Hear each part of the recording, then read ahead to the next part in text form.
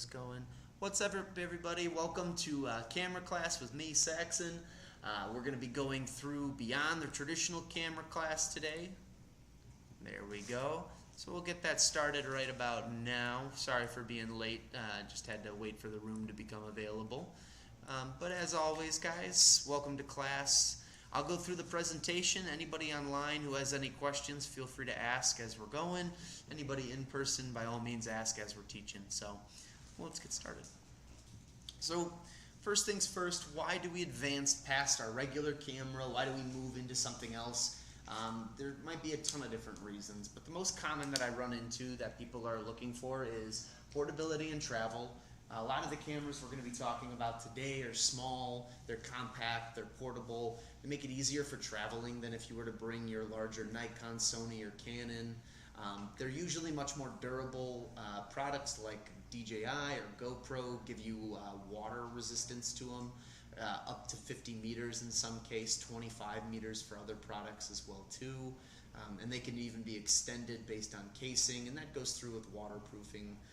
Recording time is really nice on this for people who are doing more cinematography rather than photography. The recording time on a lot of these guys, you can get different FPS rates on there, different aspect ratios, and then even different recording styles as far as the pixelation. So 4K, HD, standard definition. Even some of the more high-end models can do 5K or 8K recording too. And the ability to record or fly over great distances. So things like the drones, for example, the Mavic Mini 3 Pro gets a distance from controller to drone of about 6.2 miles, and you got about 30 minutes of flight time while you're flying with one of those guys, depending on the battery that you have and depending on the situation that you're in. So again, the reason that we're looking to get past our regular camera is because we're looking to add something extra to our arsenal of photography skills or video skills. We want to maybe get an angle that we're not going to get on the ground or with the camera that we currently have. So we might want to move into something like this. So first thing I like to always talk about, same thing as in the camera classes, is the SD cards. Where do your pictures and videos go? And make sure you have two of them. In the world of photography nowadays, we're looking at SD cards. SD cards, you can go in multitudes of different routes. Standard SD card will look something like this. They have both SDHC and SDXC. SDHC is an older model, but you'll still see those floating around. But for the most part, if you're buying a card, it's going to say SDXC on there. What it stands for, I'm not 100% sure. I just know that it's the more current model of SD cards being manufactured. They're geared more towards a solid read and write speed for both video and for photography. But I typically tell people if you're doing more video, you want to make sure you're getting a velocity card of some sorts. So a card that has a higher read and write speed. Most cards that you see will have a pretty standard or lower form of read and write speed. That can usually be somewhere between, I'd say, 15 to 70 megabytes of read and write. But for those that are velocity cards or for faster cards, so the Sony has a Tough series, ProMaster has Velocity, SanDisk does Extreme Pro. Those cards are going to be your faster ones, and you're usually looking at somewhere between about 100 megabytes a second all the way up to 300 megabytes a second. Where that's beneficial is when you have video, especially at a higher quality, you're going to be transferring that video faster, and you're going to be making sure that you keep the what's the term I'm looking for? The quality or the stability of that video intact the entire time. So it's nice to have something with a faster read and write speed, also for loading purposes and for playback. Makes it a lot faster. Now, for most camcorders, I would say GoPros, DJI, you're going to be using a micro SD card. Something to keep in mind with a micro SD card is that it's going to be smaller. On the right side of our slide here, you're going to see a small micro SD card with then an adapter. Most of the time when you're buying a micro SD card, it will come with a form of adapter. The nice part for that is that if you've got a card reader at home that only takes your standard SD, you slip the micro into there and then you're able to put that into a card reader. Makes it easier for transferring videos rather than plugging your device into it. But it's important to remember that most devices that you buy today will have some to no internal storage. DJI, for example, gives you 8 gigabytes of internal storage on the device when you're shooting. I know that's the truth for the action cameras that they have. I can't remember off the top of my head if you get any internal storage with the drones. You do? Okay. So yeah, but it's usually only 8 gigabytes, and I don't recommend using it. Preferably, it's better to keep your SD card inside the physical drone, just so that way it's not transmitting to the controller, because you can lose quality from the controller to the drone. So it's a good idea to have the actual SD card plugged into the physical drone. Now, as far as the SD card goes, something with a good read and write speed is nice, especially for video. Is it necessary? No. But will it help in the long run of things? Yes. As far as loading time, rewatching, that sort of thing, it's nice to have that higher speed on there. Usually you'll see speeds are marked with a V number next to it. Sometimes the micro SD cards don't have it on there. But you'll see on like the one in the middle there, it says V30. That would be a slower speed. V90 would be a faster speed that you might see some models at. So keeping an eye on that is a good thing.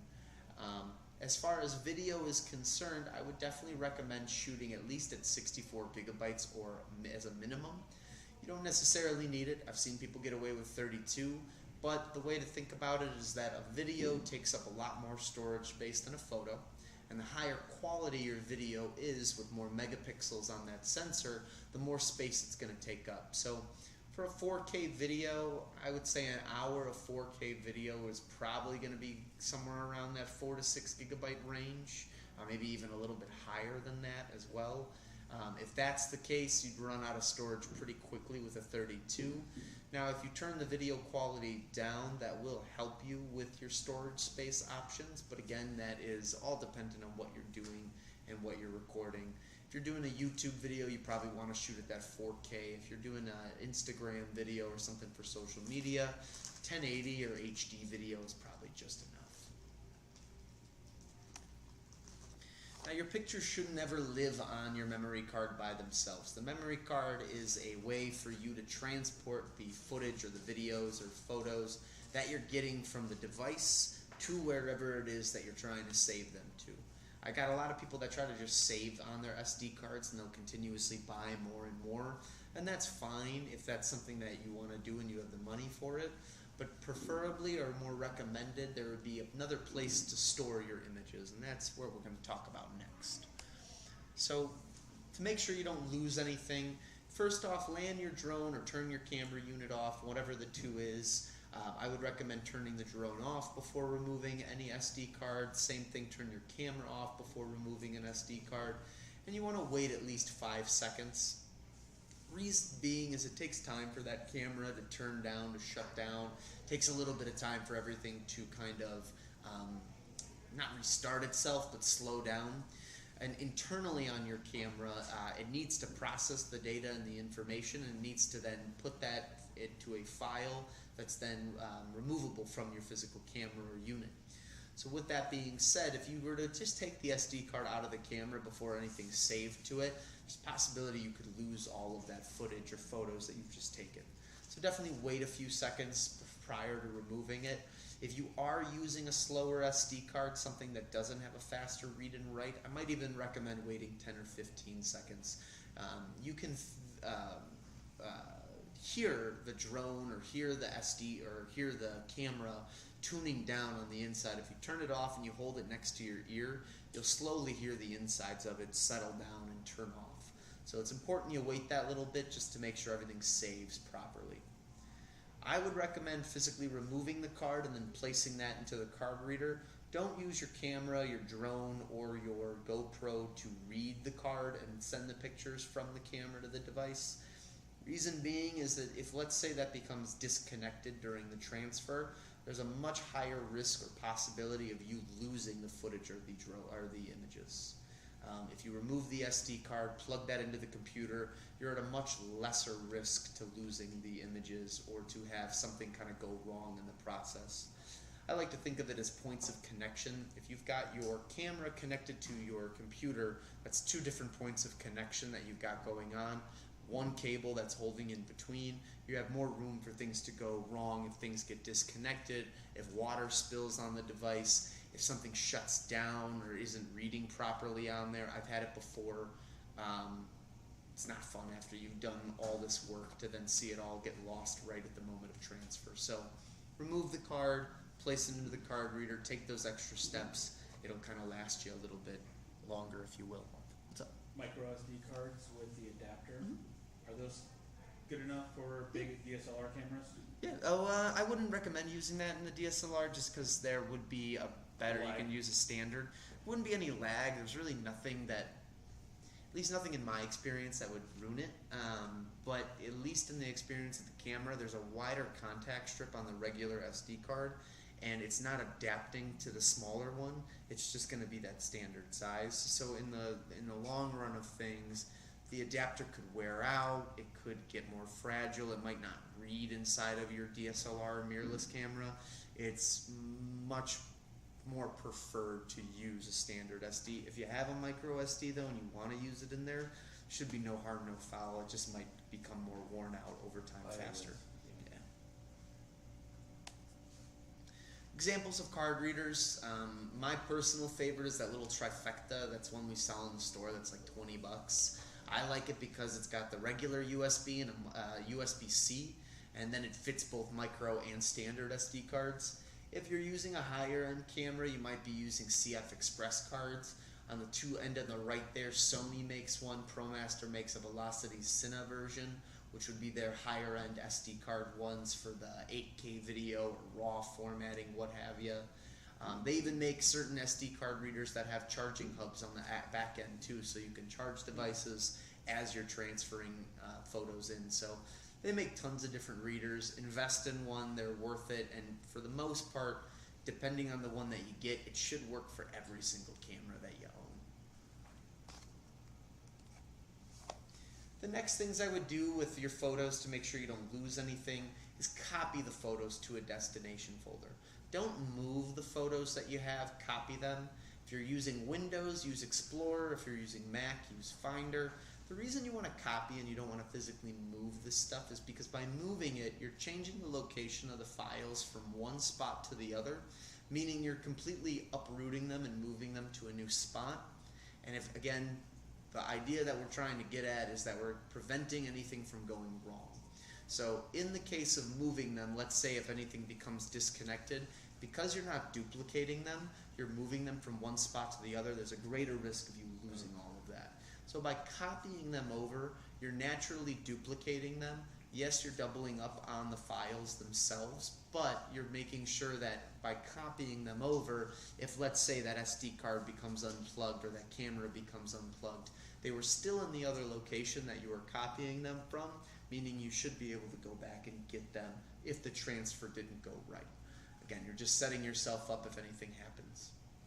And then lastly, you want to copy them to a second place.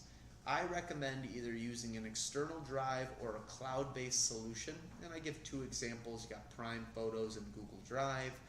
Both are great options, but they make so many different other forms. I think I talk about a couple in the next slide. But those are really two of the best options. An external hard drive, you get a terabyte to 2 terabyte hard drive. You could even get 500 gigabytes or 250 if you don't need much. Great way of storing stuff. And now you have a physical, tangible item that you can carry with you when you're going places. The benefit to using cloud-based solutions, you just remember a username, password. You can access your photos anywhere in the world that you're at as long as you have internet connection. And from there, you're able to see everything, download them, transfer them, delete stuff, add stuff. So it's really nice to have that, and the convenience is really nice too. Now you've saved them into multiple places too. So let's say something happens with your computer, it crashes. Now you have another storage area for those photos. So again, you're making sure that you protect your images by putting them into multiple places. Is cost for storing them on Google an issue? Not an issue, no. They usually give you, I believe, 8 gigabytes for free, and then after that you pay. But it's all dependent on the plan that you have. So they run you through that. Like 150 gig of pictures. So it's going to be a lot. It would be a lot, yeah. But you could always see to figure out what. Usually, once you pay for a certain amount, it's unlimited after a while. They don't keep charging you per. But usually they have like a couple packages. So it'd be like the first 8 gigabytes is free. Once you hit that, you either delete stuff, or then you can pay for like up to 100. And then after that, from 100 onward, you can pay for one price, and it's unlimited from 100 going on. So it's all dependent. So what is the preferred company of external hard drive? There really isn't one. Seagate's a really nice option. Lacey is probably one of the ones that I've used the most. They're the ones with the orange border around it. They're really rugged. I would say our Samsung also makes a really reliable one. It's really whatever's in your price range and what you're looking for. You're kind of just looking for a high storage SSD that you can then use on whatever computer that you're using. So whatever works in your price range, I would say. Lastly, you want to eject the card before physically removing it. By doing that, you're making sure that you're telling the card to stop doing what it's doing, eject itself properly, so that way when you pull it out, you're not risking the chance of deleting anything or losing any images. Lastly, format the card inside the camera. You don't have to erase it in the reader if you don't want to. Formatting the card in the camera erases everything from the card, and it also makes sure that that card is geared to take the most optimized photos on whatever camera you're using. You can still erase everything on the computer and then throw it on there, but I still would recommend formatting your card in your camera as soon as you put everything in there, just to make sure that the card is structured specifically for the camera you're using. No really bad disadvantage. You maybe might just miss out on, if your camera or your SD card is 64 gigabytes and you could take 10,000 photos, you might miss out on 2 photos because it's not formatted, and the spacing for the SD card might be off, so it's worth formatting. Here's your backup plan. I like to show it with some images. So you start with your SD card. That's our 64 gigabyte guy there. You move to the computer. That's how you're storing all your photos or transferring everything initially. From there, you have 2 options. You can either put it onto an external hard drive, or you can do a cloud-based solution, or you can do both. It's really up to you and what you feel more comfortable with. Personally, I like the hard drives. I have 2 of them at home. I keep one by my computer, and I also keep one in a safe underneath my bed, just in case the house ever, God forbid, burnt down or something bad happened, a flood. I have all my work from the past 30 years on my hard drive, and that way it doesn't go anywhere. Cloud-based solutions to try. So my personal favorite is Creative Cloud, and I'll talk a little bit about that in a second. If you use Microsoft Office and you have Microsoft Outlook for your email, OneDrive is included from that, and that's their storage space for cloud. And then Google also offers their own, which a lot of people like the most, just because I would say majority of people have a Gmail account, and Google Drive would just function right off that. The reason I like the Creative Cloud the most is because you basically pay for a monthly membership to all of the Adobe suites. They have different prices on all of that stuff, but from there, you get a unlimited storage space for your work and a gallery option as well too. So you can post all the stuff on there. People can comment on your work. People can critique your work. But then at the same time too, all of your stuff is saved to that Creative Suite. You could then export it right into Photoshop or InDesign or Premiere Pro, whatever you're editing or doing, and just start working immediately. So those who want to pay the monthly fees for it, it is worth it if you want to do any type of editing. If that's not something you're interested in, then you should just stick with the free stuff. Prime Photo, if you have Amazon Prime, then you automatically get Prime Photo with it. And if you have Google, then you automatically get the Google Drive too. So a tour of your device. The first device that we'll be talking about is going to be the GoPro Action Cam. So starting off the bat of this guy, they're very simple. They're not complicated cameras. There's really only 2 buttons, and then the screen is going to be everything for you. So the first button that we'll talk about is the capture button. That's the very top of the camera. That's going to take a photo or start and stop your video. On the side of the camera, you're going to see a power button that will also be labeled mode. Power button is going to be to turn on and off your device. Pretty simple. But then it also gives you the ability to toggle between the camera's main settings. It's going to be time-lapse, photo, and video. Time-lapse is going to give you the ability to record over a period of time, and then it's going to compress the file into a minute, 30 seconds, 20 seconds, even a few minutes depending on how long the footage is. And you get both time-lapse and hyperlapse. Hyperlapse and time-lapse have a very similar feel to them. A time-lapse usually is of a fast or a longer period of time that then you're condensing down. Hyperlapse might be a shorter period of time that then you're speeding up to show the process. Photo and video are self-explanatory as well too. And then the screen being everything. What we mean by that is the fact that your screen controls most of the other features on your GoPro. When it comes to changing the aspect ratio, when it comes to changing your frames per second, the area of which you're saving the videos to, whether that's the internal storage, the SD card, if you are recording in 4K, 2.7K, 5K, depending on your models, all that's toggleable. If you are changing the format of your angling on the lens, so most of these guys will give you a 1x, 2x, and wide angle as far as your telephoto is concerned, so it's still a pretty pancake lens. It doesn't give you too much of an option. The screen allows you to change and dictate all of that. So things that you can change on there. So the screen lets you do frames per second. Depending on what we're recording in advanced photography, we talk a little bit about it. When it comes to video and filming, 24 frames per second is pretty much the industry standard that you'll see with most movies. Depending if they have slow-mo scenes or hyper-detailed scenes, that's where you'll hear the term 30 to 60 to 120 frames per second. It basically just changes as it continues to go up, but I'd say the industry standard for the most part is at 24 to 30 frames a second. That's for a standard quality video. If you want to do slow-mo or you want to break things down and change the timing or the spacing in the video, it's recommended you get more frames a second, so 120 or 60 would be more optimal for that. Your angle and lens millimeter size gets changed as well too. So for GoPro, for example, and DJI's action cameras function similarly, so does your Instax as well too. You can change the wide aspect of it, and that'll change the millimeter size. Or you can change the size or angle of it, and that'll then change the millimeter size. So for example, on the GoPro, one of the things you can do is your wide, your portrait, or your zoom. The wide would then kind of give you more of a 16 to 34 millimeter because it's trying to get a wider angle of the viewing. Video quality, like we were talking about earlier, that's going to be the camera's ability to, change the quality. The bigger you blow one of these videos up, the more pixels that you want, because the larger the video you can show.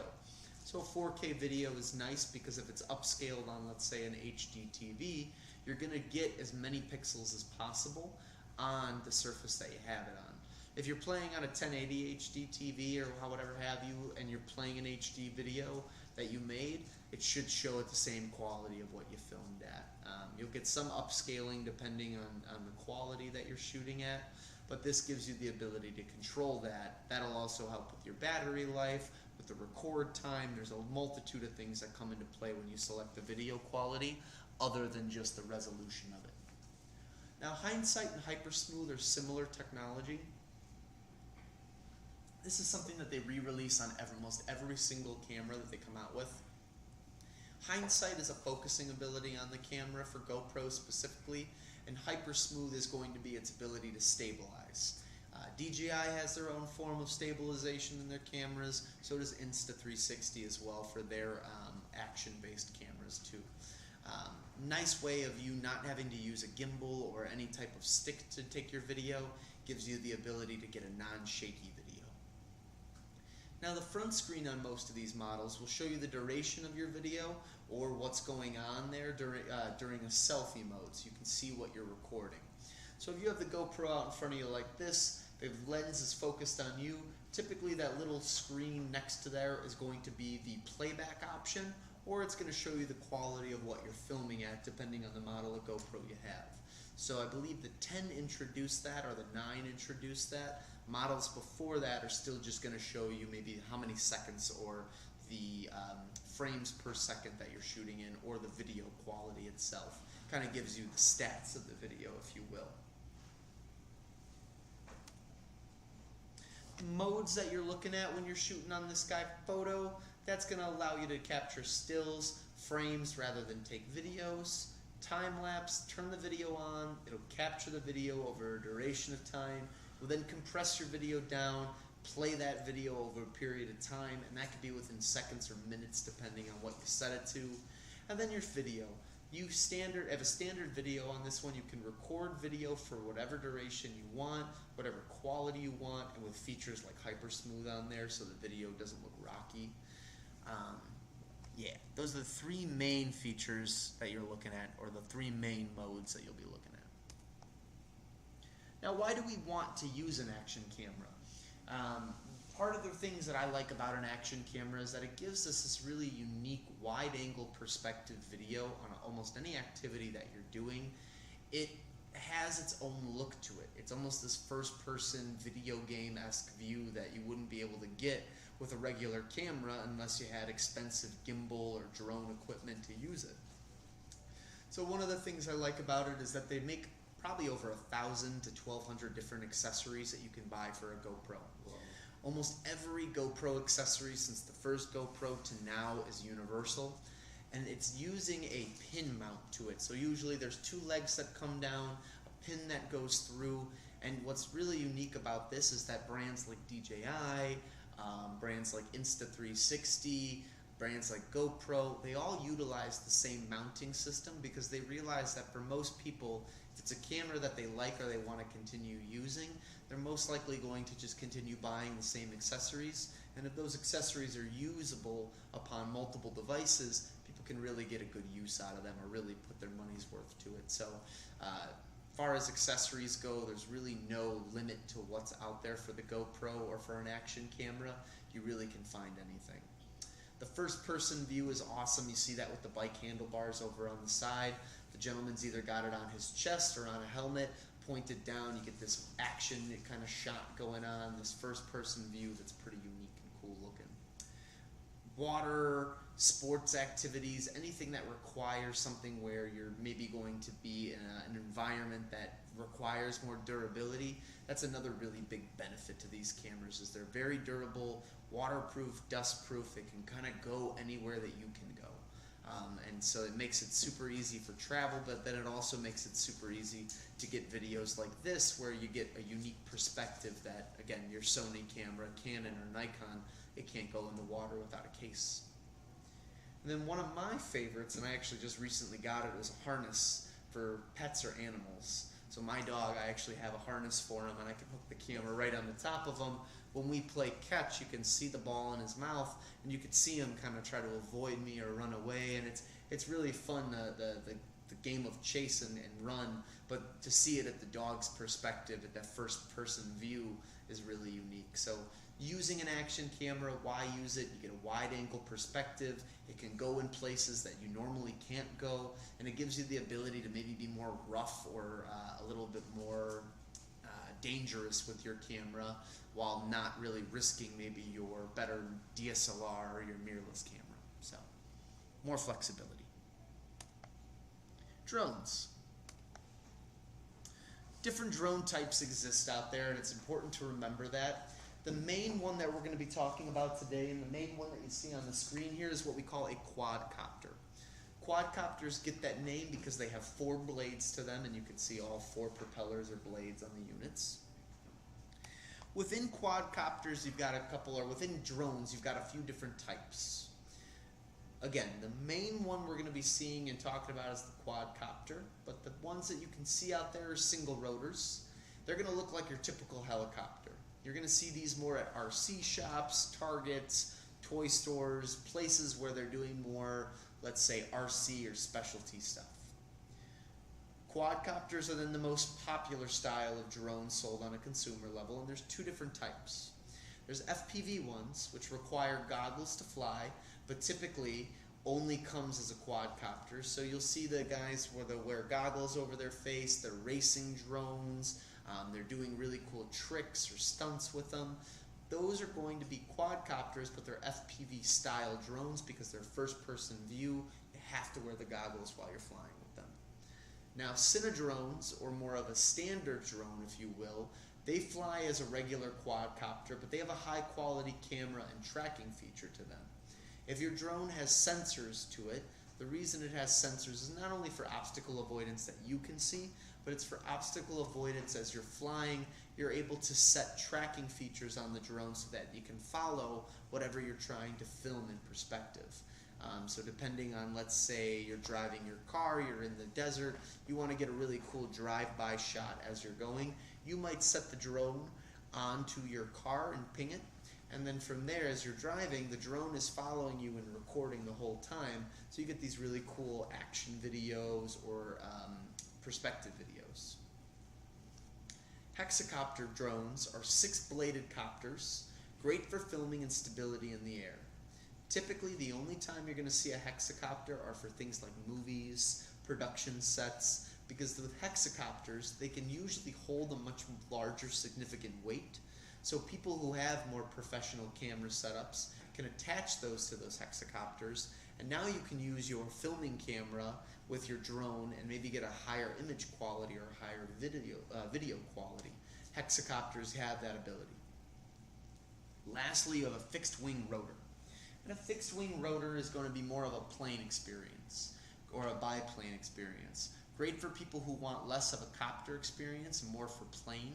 It's also not going to be the best for video because there's really not too much stabilization. I would say the fixed wing rotor and the single rotor are definitely more for toys. They're definitely more for the fun of flying, less for filming and flying.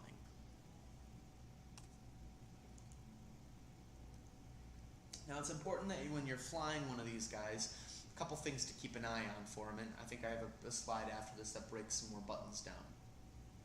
The most important parts of your drone, besides the drone itself, are going to be one, the control sticks. Each stick will have a different customizable setting, but one joystick will control your up and down, as well as the rotation of the drone. So typically, for me, I fly the Mini 3 Pro. When I'm flying my drone, if I control the left stick, it'll allow me to go up and down, and then if I turn from side to side, it'll rotate the drone from one way or the other. Now on the right stick, as I then use everything, the up and down will either push it from forward or backward or from side to side. So on one end I'm able to go up and down and control the rotational of the drone. On the other end I'm able to push it forward, push it backward, or go side to side. From there you're going to have dials on the side, or let's first start with the antennas. On your controller you're going to get antennas. Some drones will not have antennas. Those that do, though, it's important that we stick them out so that they're pointing outward so they can pick up the signal between the drone and the controller. For the most part, these drones have anywhere between a 4 to 6 mile radius of connection point. Without those antennas being stuck out, you're cutting it in half almost. The antennas are strong, but they can also be weak if they're not folded out properly. So make sure you have your antennas pointed out when you're flying. It'll help give you a much better control. Under that, the gimbal dial, and this is the 2 metal dials that'll be on the bumpers of your controller. One gimbal dial is going to control the rotational of the camera, so the up and down movement, and then the other one is going to be controlling the zoom rate of the camera. Now the cool part with that as well too is that a lot of the times it can help with the shutter and the focus, and that's the other dial that can then be customized on a lot of these guys. This will give you the ability to refocus on what you're filming or shooting, and it will give you control over the shutter.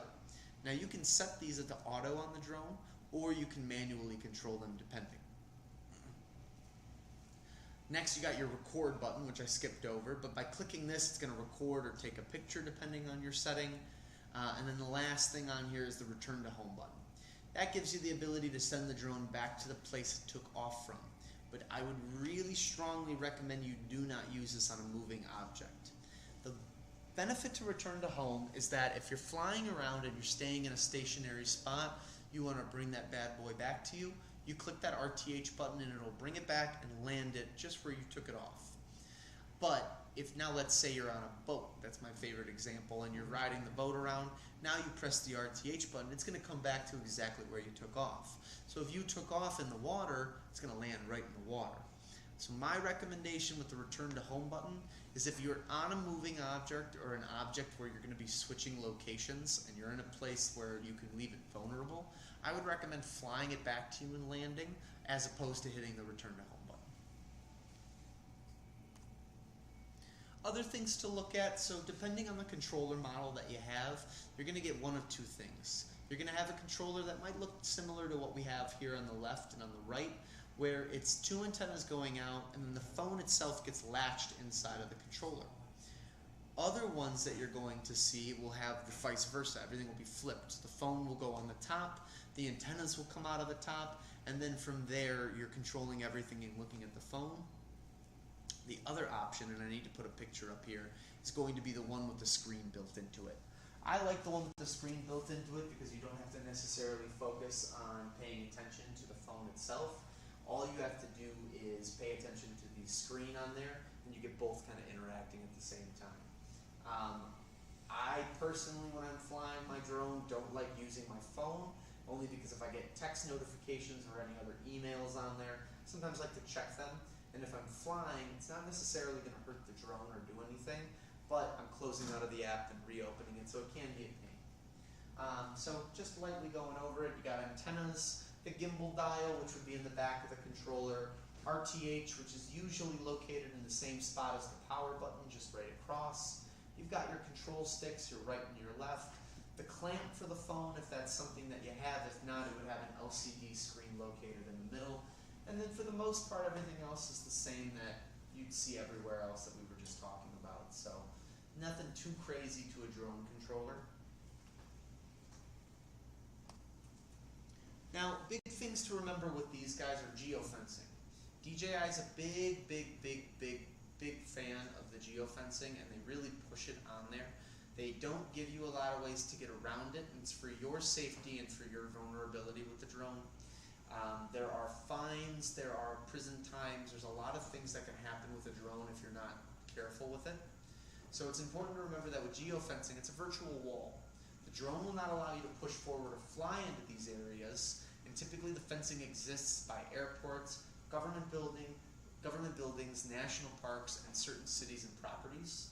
I have two examples. A couple years ago on the news, DJI was getting into a bunch of trouble because they didn't have a lot or strict policies set on the geofencing.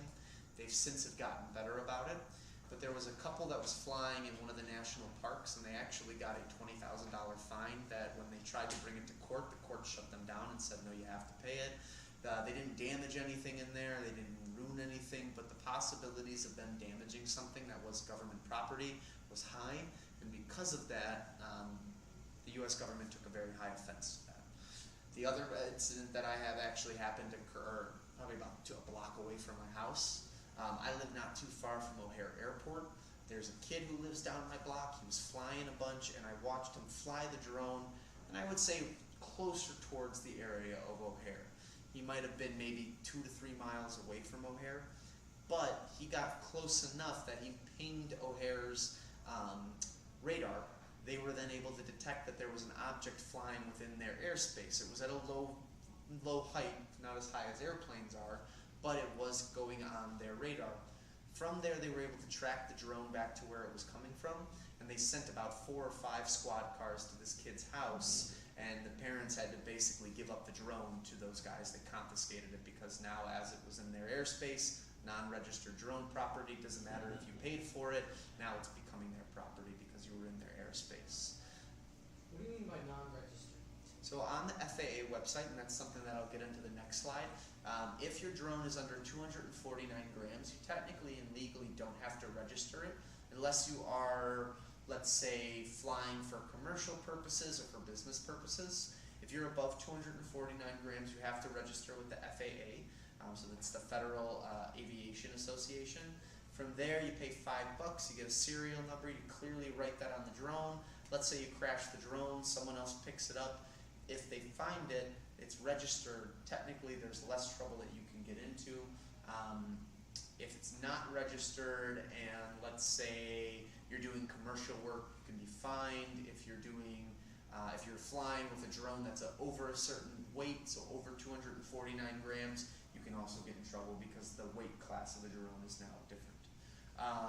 Again, if it's under 249 grams and you're just doing it for fun, for social media, for your own personal stuff that you're not making money off of, then you don't have to worry about it. But if you fall into any of those other categories, then you got to keep in mind the registration. Pro now versus phone controllers. Kind of talked about it, but the drone will require some form of screen to be used when you're flying because you got to see what the drone's camera's seeing in order to get the best video. DJI, for example, will have you connect your phone to the controller. Other Pro controllers will have a built-in screen. They show you everything on that screen. I like the Pro controller. That's the one that I personally use when I'm flying. I can connect my phone to the Pro controller, and now my Pro controller has Wi-Fi on there, so it can then basically show me the HUD map for, let's say, the zoning area or the geofencing, so that I stay protected while I'm flying. They actually show the geofencing. So the way I describe, if you ever played like Call of Duty or a video game, when you're playing those games, on the bottom of your screen usually you get a map.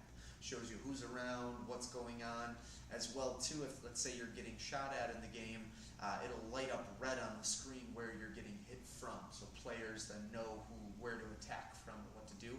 The drone basically does the same thing. So as long as there's sensors on there, as you're flying on the map, it'll show you green, yellow, red, and then non-colored areas, which would basically mean no restrictions, completely open. The federal government controls the flying capabilities, and this is an important thing to remember because Evanston got into some trouble with this. Whatever your local government says on the drones, they don't control that. The only people that can control the drones are your federal government or whatever the agency that then controls, depending on the state or country you live in. For example, Evanston tried to say that at certain parks you're not allowed to fly. Well, the FAA basically told Evanston and had a court case where they were like, no, that's not true. You're allowed to fly at these parks as much as you want. It's a public park, etc. If you fly on other people's properties or other things like that, that's where then it becomes a gray area. Now you're subject to the property owner of where you're flying. But let's say you're at the local forest preserve and there's no restrictions on where you're flying. As long as you're not endangering wildlife or you're doing stuff, there's really not much that anybody can say or do to you unless you're becoming a nuisance or you're being a problem, flying at cars or interrupting passengers or people that are maybe doing other things like biking or walking. Those are times where you can get in trouble. But for example, for the Chicago Polar Plunge, I volunteer every year. I would do the photography work, I get in the water, I take pictures. One of the things I do is I fly my drone for video coverage over everybody that's getting ready to jump into the lake. I'm not doing any of this for profit, not for business, it's for non-for-profit, so I don't need any permits or licensing for it. And so with that, so long as I'm not necessarily flying into anybody, flying into any of the buildings downtown, or causing any damage, there's really nothing that anybody can say or do to me. On the flip side of that, if I were to get too close to the City Hall building, I could possibly have a squad car show up at the beach while I'm flying and say, hey, what's going on? We got ping that there's a drone flying in this and you're flying a drone. So it's something to keep aware of. But would the geofencing protect that necessarily? Depends, yeah, it should, but some people won't connect their phone or won't do certain things to try to avoid that. In those circumstances, the drone will still show up in those areas. You're just not going to get a notification, and that's where then you can get yourself into trouble.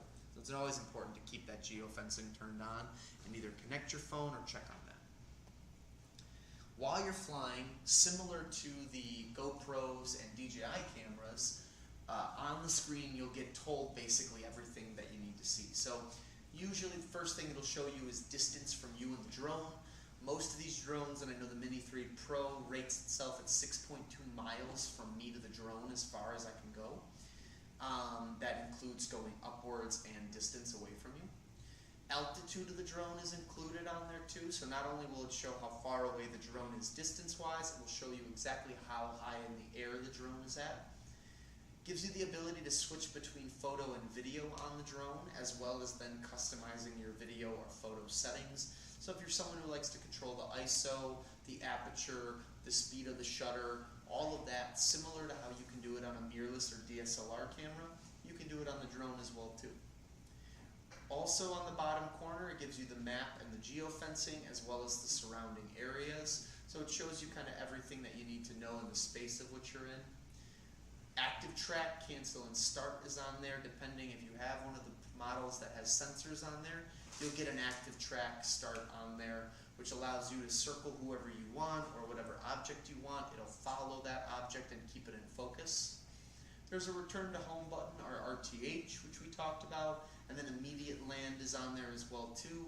For those that don't want to click the screen and use immediate land, if you just push down on the left joystick while you're flying, keep pushing down, it'll naturally just land itself, and you can kind of force it into a landing as well too.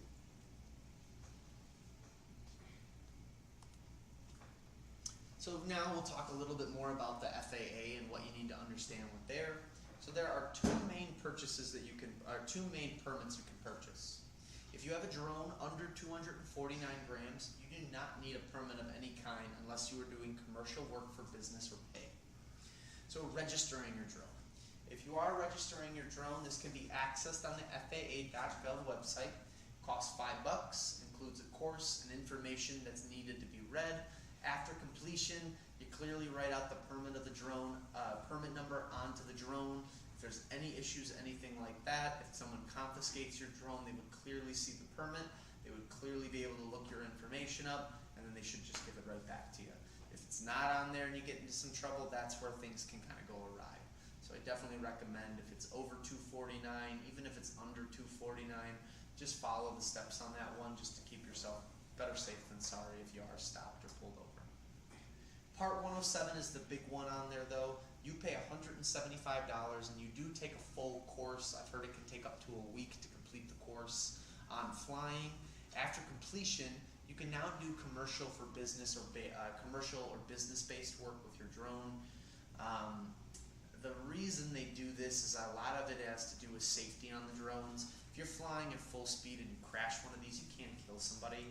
So it's important to keep that in mind, and I think that's a big reason for why they do this. A lot of people that are doing this will fly drones at eye level when they're doing this to get certain shots or to certain video types.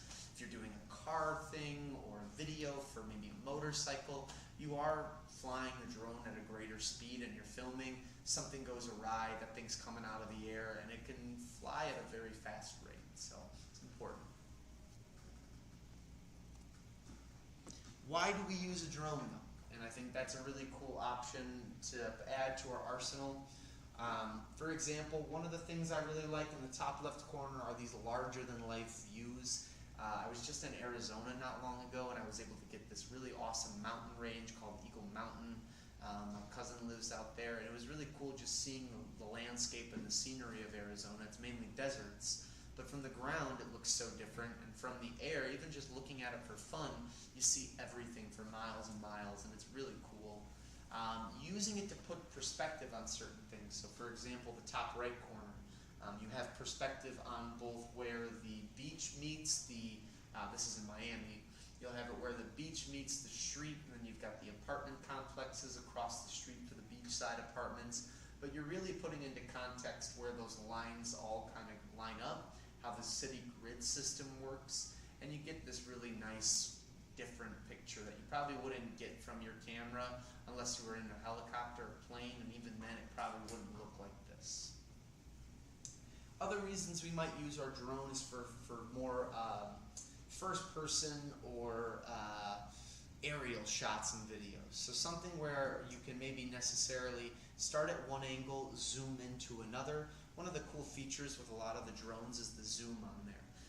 For the Mini 3 Pro specifically, and for even the Mavic 3 Pro or the Mavic 3 Classic, you have the ability of zooming in while you're filming, and you can really change the perspective. So you can go from being at much more wide of an angle to then a 2x teleconverted zoom, which will bring you in really nicely to whatever the subject matter is without losing detail and quality.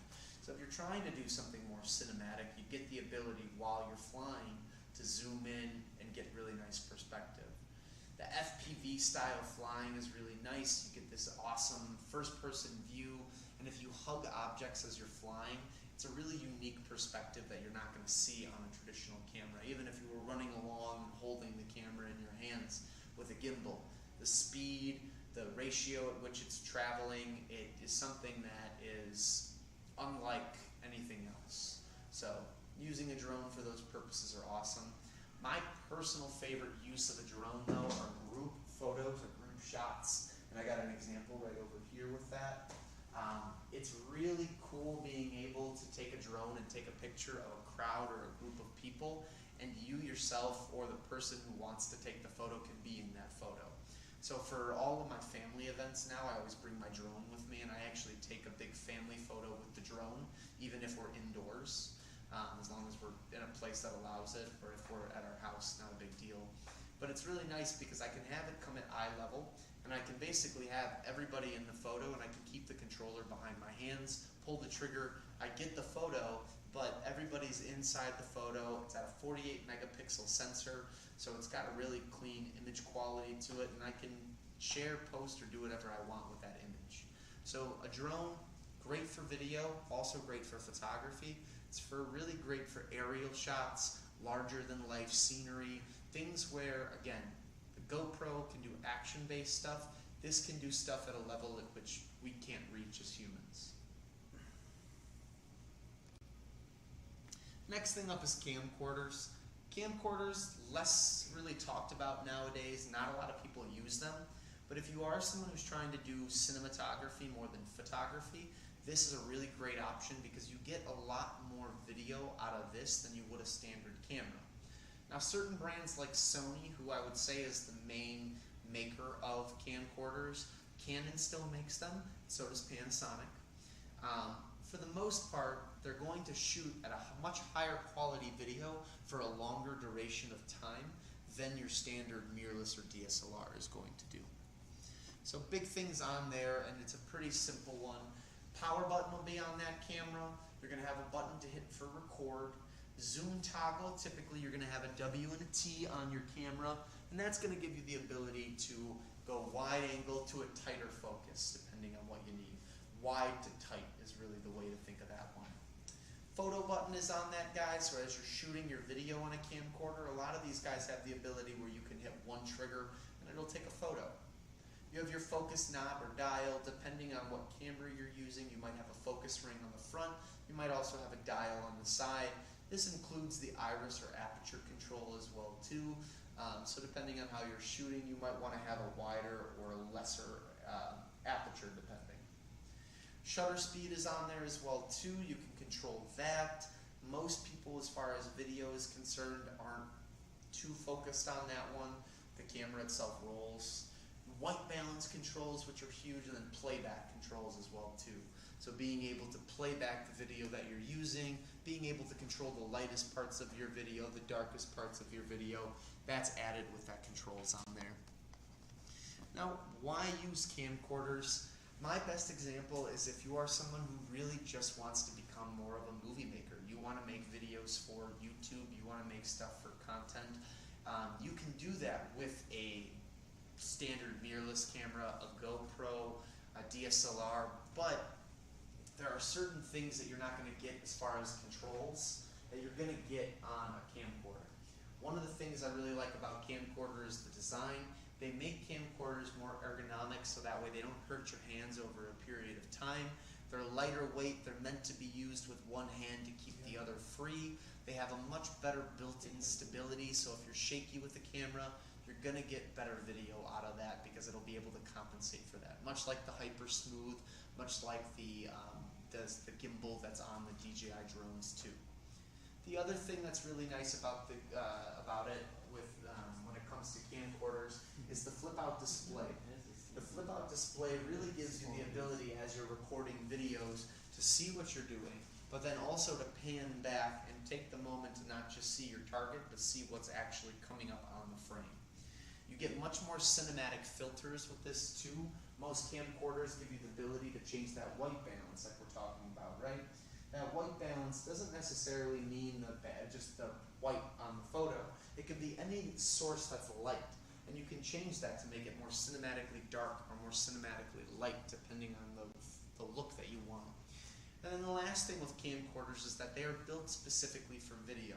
So the features, the settings, the controls, it's all meant to gear you more towards making a better video. Microphone quality would be increased, the grip would be better, the actual lens that's being used is made more for video.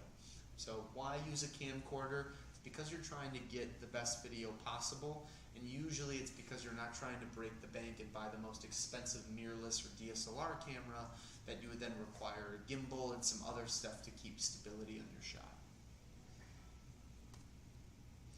The last one on the gadget list is going to be your 360 camera.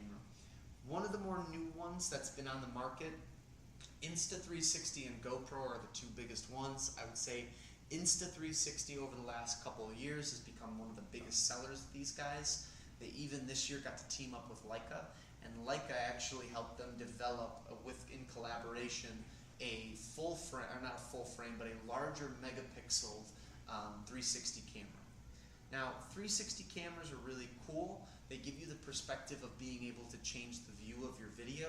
And now with Meta, VR, AR all becoming more popular and becoming more accessible, these are cameras that allow you to film in 360, meaning that when you put those goggles on, you can see every single angle you filmed from the spot. So for example, if you had goggles on and I wanted to film this whole room, I could just hold one of those cameras up like this, record for whatever period of time. The viewer then could put those goggles on, and if they turned around, they would see every part of this room as I recorded it, not just right in front of them. So it's a cool feature that's on the cameras. The cameras, though, they work and function like all other action cameras. So typically, like we talked about with the GoPro, you're going to have your two buttons, your on button and your capture button. The on button will then toggle between your modes. Your capture button will start and stop the video, take the photo, and then the screen is going to be a touch screen. That's going to give you your ability to change everything on it. When you're shooting the video, the cameras themselves, when we look at these lenses on the physical 360 cameras, they have what they call a fisheye lens. Fisheye lens protrudes. It's usually a rounder, half-circular lens that's going to shoot at 180 degrees. When you mix that all together, it should shoot in 360, which by doing that basically gives you the ability of shooting with two-hole cameras, but built into one. The cool thing with these cameras is that you can use one camera on there if you're not interested in using the 360, or you can use both. The other fun feature on most of these guys is that when you're using it on the app, you can actually select target zones for what is being in focus. If I was filming right now and I had my selfie stick like this, I don't need to point the camera at one thing. I could just walk around with the camera on my shoulder. When I then go through the footage, I can then select what I want to track. If I'm walking next to somebody, the camera then can focus only on the person I'm walking next to in post. So all I have to do is turn the camera on, and then after the fact, I can choose my point of focus, I can choose the angle at which I was filming, I can shut certain things off, or I can even allow the camera to choose the most interesting parts of that video and focus on there and then move. So as far as the video is concerned on a 360, where a standard action camera or a camcorder, drone, mirrorless, they're only focusing in one direction, this focuses in all directions, and then it gives me the ability for me to change and focus in only one if I want to in post. So you really get a lot of editing on this one. You see a lot of people on social media moving towards a 360 camera, and a lot of TikTokers, YouTubers, they're really making it a more versatile item that's really pushing these camera companies to make higher-end products, like what we're seeing with Insta360 with their Leica one. Even nowadays with their waterproofing on these, some of these guys can go 30, 40 meters just like your GoPro can, and they still shoot in 360. That's really cool. The other thing that goes on, so when you're using a GoPro, if you're shooting with a GoPro, you're going to see that selfie stick in there while you're filming, or you're going to see the pole, whatever you're holding with it. The GoPro, or the Insta360 or the GoPro 360, has what's called a seam line. The seam line will help you hide the selfie stick. So as you're recording, it'll almost look like just your fist is out in the air, and there's no stick. It'll make it completely invisible. And it works with any type of stick. It doesn't just have to be the main brand stick. It could be one you get on Amazon, one you get from third party, or one when you're on vacation. It'll remove that stick and hide it. So all you see is basically what it's recording. No accessories. Creates a third-person view unlike other cameras. Again, it allows you to change the perspective of what you're doing. And when you're using these on a VR headset, it gives you the ability to move your body around or move your head and see all of your surroundings, even looking up and seeing the blue sky, or if you're in a cave, seeing the details of that. Wherever you're at, with a VR headset, after the video's been recorded, you see every part of that video. It's not like other cameras. And then the big thing with this one, it's small, it's compact, and they're durable. They're almost exactly the same as GoPro. That's why GoPro makes one. They call that the GoPro 360 Max or GoPro Max. And that's why brands like Insta360 market themselves as that, as such, because they have the ability to record that way. Really awesome cameras. Definitely the future for these. I can only imagine that eventually we're going to see most GoPros or action cameras go away, and we're going to mainly only see these being built because of the flexibility between going to the VR, to AR, and then doing single-sided videos too at 4K resolution or 5K resolution. It's Is pretty. that what they have on spy planes or? Yeah, in a similar way, typically what you're going to see with those, and actually this company makes a $20,000–$30,000 model of that one, where it shoots an 8K version of that. But in a sense, what you're seeing on a lot more of those spy planes are going to be a higher end camera that is going to, let's say, have a high-end zoom to it, so it really can zoom in on certain things, but then it has the ability of rotating at a quick second while staying locked on a target. That's what these drones or unidentified aircrafts that they won't officially announce. That's the type of cameras they have. They'll have similar ones to this, but not necessarily as commercially available like this one. They're going to have ones that have much greater zoom within that 360, so they're very powerful. Now, why use something like this? VR, that's a big one that you're going to see. I really like that idea of being able to see your entire surroundings in one video and just being able to turn your head in order to live that experience. I think for people who do retail, that do, what's the term I'm looking for? Real estate. Real estate people love these cameras. That's probably the one that we sell these the most to.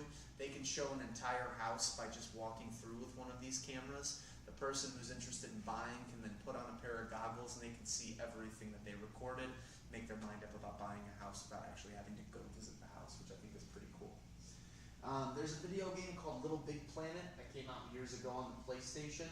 You can almost get one of those effects on there, and in this case you got a Jeep driving, and they're able to get this globe-like experience with all these videos, getting a really cool image on there. And you can do that in almost any type of situation or environment, and it's a really cool feature. Other things too is people will attach them to themselves, and they'll do flips, spins, or tricks, and they're able to get a really cool circular point around them without over-exaggerating things too much.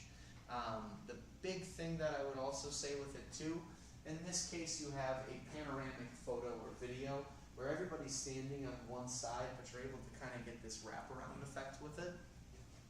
So really what you're looking at is more fun, expressive, and creative videos. Videos where you're able to just focus on filming and you don't have to really worry about who you're capturing, because afterwards you can go in and set the focus point on your video later on. Really gives you the ability to just film. And I think a lot of people that are doing vacation videos, travel videos, they don't necessarily know what they're putting together at the end. They just know that they have to film a bunch of stuff and then edit that together. Really gives you the ability to just start filming and then focus on the post after the fact. So why use a 360 camera? It's to either express your creativity a different way, get a different angle of video that you wouldn't have been able to get with a GoPro or with a drone, and to really maybe enter a new game or market when it comes to the meta and where we're going as far as VR and AR is concerned. This would be the first steps to get into that. And that's all I got for you. So I took a little bit past that 6:30 mark. I know we usually run for about an hour, and then the last 30 minutes is questions. Next Thursday, so it's going to be the first Thursday of August. That should be August 4th, I believe. August 3rd, I take that back. August 3rd, we're going to be doing the basic kit class. So for the camera beginner class, we're going to be focusing in on the layout and all the buttons of the cameras. We're going to be talking about how to shoot in automatic, how to shoot through the frame, and how to focus on composition. We don't really get into the nitty-gritty or anything until intermediate camera. That's where we'll talk about f-stop, shutter speed, and then your ISO. But for basic cameras, we really just talk about what you need to know to get off the ground. Any questions? I have a question not related to any of that. Sure. I use a lot of photos on my iPhone, Sure. and as the more I do, the earlier ones drop off. Where do they go? They're still on the phone. No? Yeah, they should be. Yeah. You have to just find them. So they wouldn't delete or do anything to them. That's at least there's no settings on the phone that would delete anything. I would make sure that you're looking through your albums on there properly, because what can be happening is you might be looking at like what you're currently taking. If you click albums on the very bottom of the phone, Yeah. you should be able to then select all photos, and then you should see every photo all. that is saved. See all? Mm-hmm. You have 5,800 photos on there. Oh, wow. But I got 17. the library, That's the library. if I go all the way down, let's see,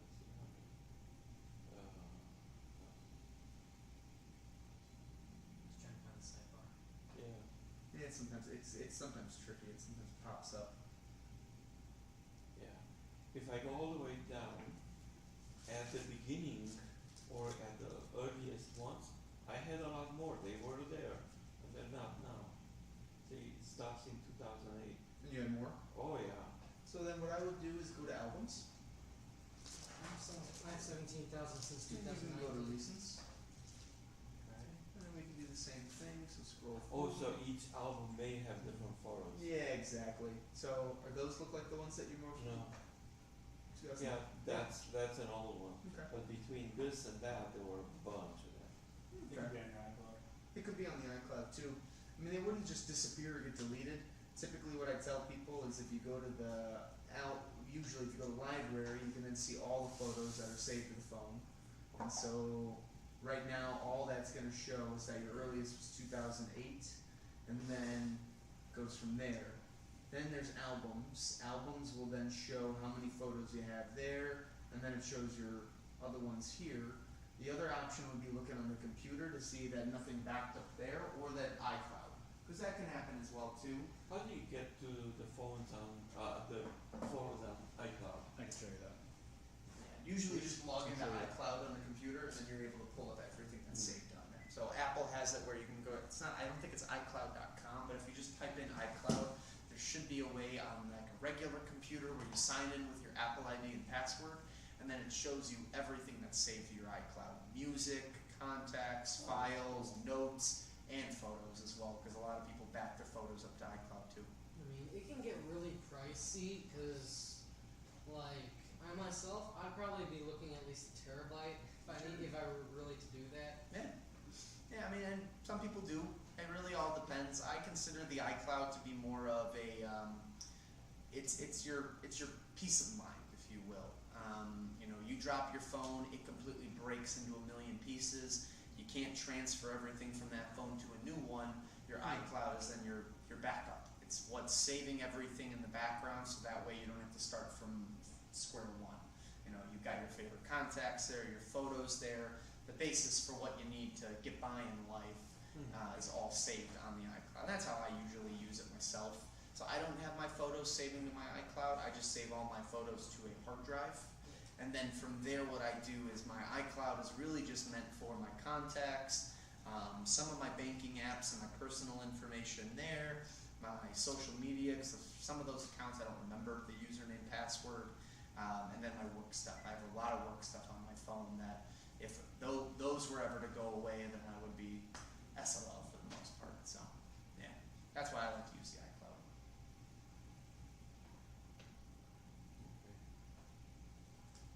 I'll look at iCloud. Absolutely, and let me know if there's any other issues. I would say bring that stuff in, and we could always take a look over here in the store and figure out where things Okay. went, because they might have just went to a different folder that we're not looking at. I thought they drop off. They just disappear. No, they shouldn't. At least no, not unless you're deleting anything on there. That'd be the only way. But yeah, it shouldn't be like once you get to a certain point they disappear because you're taking new photos.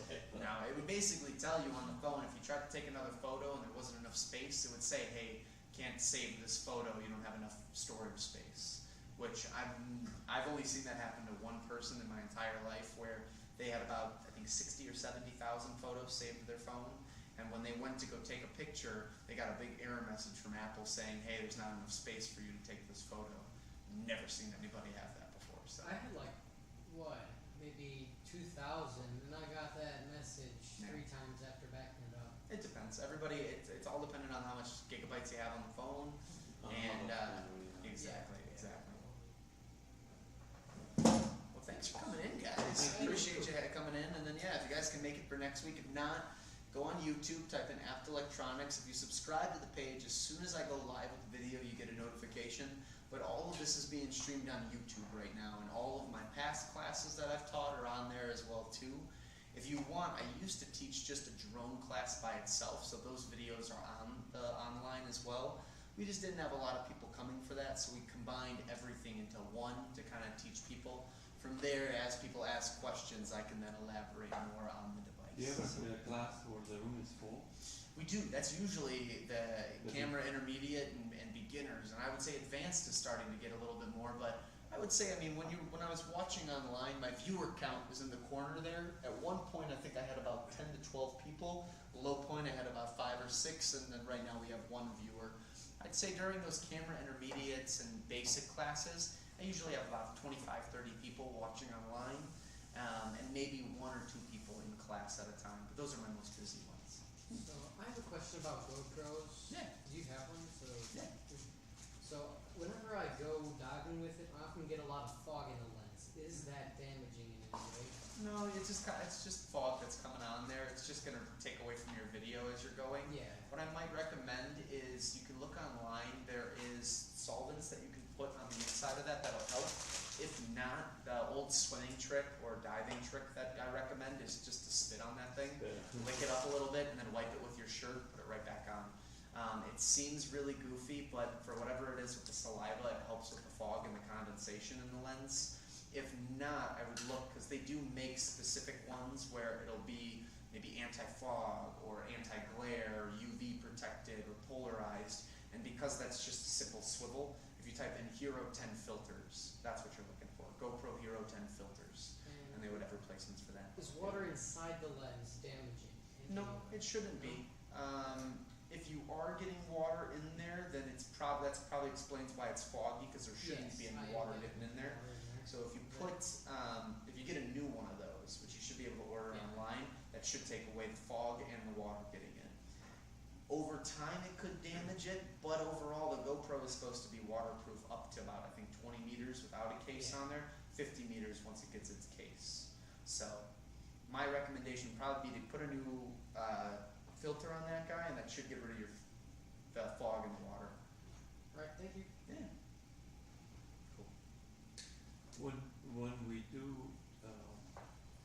GoPro pictures or videos underwater diving, unless you have a really good light, like a portable light, Yeah, it's dark down there. it's all kind of bluish and Yeah. grayish. Is there a trick to that? That's because the further you go, the less light there is. Yeah. The less light with less sunlight takes You away. gotta carry a bunch of lights. And I'd be finding some. I have a $50 light that's 500 lumens, but then you have to put a filter on there because there's less color the deeper you go. So you They have to put, make setups where you can actually put it like where it's the grip on the GoPro, and then basically it would have 2 lights on the side or 1 light on the side, and the same thing that you're talking about. Those filters go on there, cuts through that blue, and then it makes sure that it's not necessarily a cold or a warm light on the bottom there. It's more of an even distributed light to get it. It's really the only way you're going to do it. Most of the time that you see really nice underwater photos, it's because they're doing it in the Caribbean or in like the Bahamas where it's the blue water beaches and stuff, where it's crystal clear looking down. If you're in Mexico or you're in a place where the seaweed is higher, you've got high pollen or allergen counts in the water and anything like that, and it becomes more murky, it's real tough. So yeah, lights, small setups on there, that's really the only thing you can do to cut that down, or recording or going on vacation in places with nice crisp blue water. Well, the ones we did Is were what I- in Cayman. So Okay, and that was pretty blue. really nice. Yeah. Those are the lights. Yeah, that's what I have. Looks just fine. So I have a Sony Handycam from 2000 who knows what. Sure. So I'm probably gonna have to get a new one sometime. At some point, yeah. But so what model would you recommend? If you want a camcorder specifically, it's the FD-RAX 405. That it should be the 4K model and their cheapest 4K model. I think the only difference on that one, it doesn't have a little viewfinder. You're looking close to probably like $800 for that guy, but it's gonna shoot 4K video and it's gonna shoot, I believe, all the way up to 120 frames a second. So that's gonna be basically the highest end model that you can go before getting into cinema cameras that Sony has. Cinema cameras would be the FX3, the FX30. Those are going to be their like a couple $1,000 cameras. That then requires the different lenses on there. So if you just stick with the Handycam one, there's one that's going to be their cheapest one that's like $400. That's the HD one. It's probably not going to be really any better than what you currently have. So if you want to go for the next step up, you definitely want to get a 4K one. At that point though, I probably would start telling you to look at just a mirrorless camera, because then you can use it for the same purpose you're using that Nikon for, but then it also takes 4K video on a smaller setup. It's got steady shot on there, or steady shot is what Sony calls it. So you can do really nice video on there without it getting rocky. And that one, you're probably looking at the same price, but with those cameras, those will probably last you at least 10 or 15 years, whereas the camcorder, those usually don't get rated for as long as a standard DSLR mirrorless camera. So. Right. Very good. Thanks, gentlemen. Appreciate you your guys coming out. Let me get the door for you. If you got any questions, just take a picture. You can call or email me anytime. I'm always available. Remember to tell people too, if you got photos or something didn't come out right, send them to me. I can give you my critique or feedback through email or give you a call about it. So whatever you guys need. That's a good idea. Appreciate it. Thanks for coming in, guys. I appreciate you. I was gonna ask my grandpa to take a picture of them. Yeah, Like, by all I means. got a camera.